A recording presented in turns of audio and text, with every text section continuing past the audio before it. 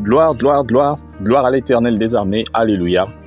Nous bénissons le Seigneur pour le souffle de vie qu'il ne cesse de nous accorder en ce jour. Bienvenue à une minute de prière de ce mardi 12 avril 2025. Aujourd'hui, le Seigneur a mis en mon cœur le désir de partager avec vous ce passage de 1 Roi chapitre 20, le verset 40, que je lis au nom de notre Seigneur Jésus-Christ. Pendant que ton serviteur agissait ça et là, l'homme a disparu. Pendant que ton serviteur agissait ça et là, l'homme a disparu. Alors, si souvent, pendant que le serviteur et la servante de Dieu agissent ça et là, pris par une chose ou par une autre, voici qu'à la fin du jour, ils constatent que, pour ainsi dire, leur Seigneur s'en est allé lui-même. Nous sommes appelés à accomplir notre tâche journalière fidèlement, même quand nous avons beaucoup à faire. Mais veillons à ne pas perdre la communion avec notre divin Maître. Ne découvrons-nous pas souvent à la fin de la journée que la face du Sauveur est voilée? Nous sommes parfois même obligés de confesser que l'homme a disparu.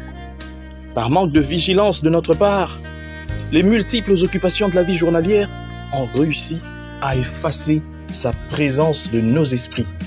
Le service, le travail ont pris la place du Maître. Mon frère, ma sœur, toi qui me suis, je pense que si tu es un enfant de Dieu et que tu sers Dieu, ça se passe souvent aussi dans ta vie.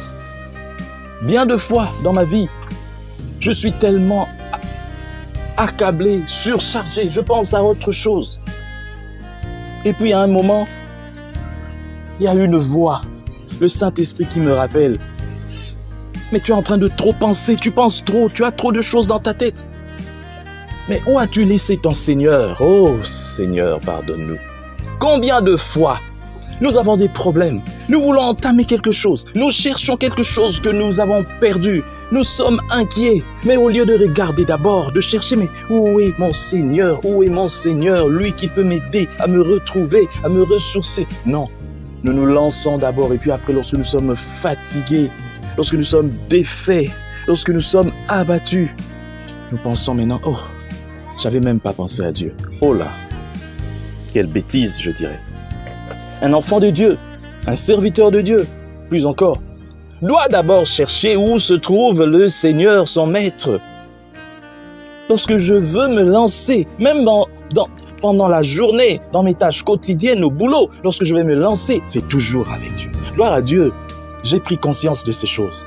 Dans tout ce que je fais, Dieu a une part. Il doit m'accompagner. Bien de fois même, je pense déjà à la chose, je sais déjà ce que je vais faire. Mais je dis non, ça c'est moi qui pense, mais je dois encore demander à Dieu. Récemment, je pensais à quelque chose. Je dis, vraiment, humainement parlant, je dois faire ceci.